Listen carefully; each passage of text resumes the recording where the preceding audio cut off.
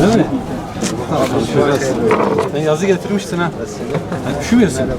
Vallahi. İyi yapacağım değil mi? Ya bak.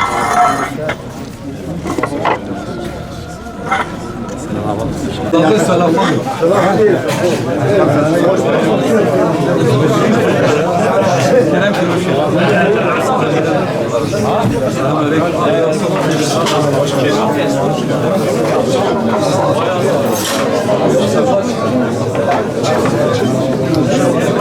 Başkanım hoş geldiniz. Ömer Bey merhaba.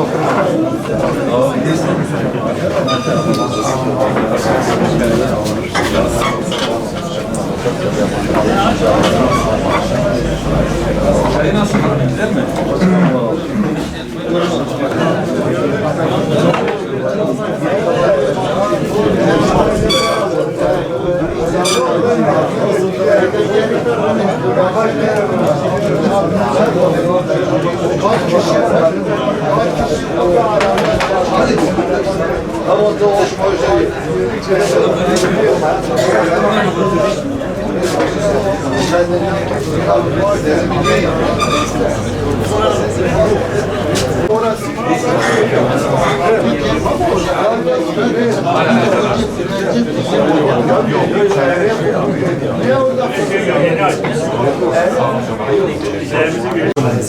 Nasılsınız, iyisiniz?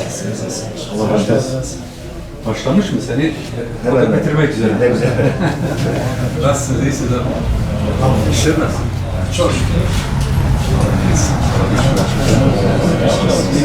Hadi saatler olsun, görüşürüz. Cumanız mübarek olsun. Nasılsın? Sen? Minus pers. Minus pers. Ben Muhsin Allah Alışma xeyr olma.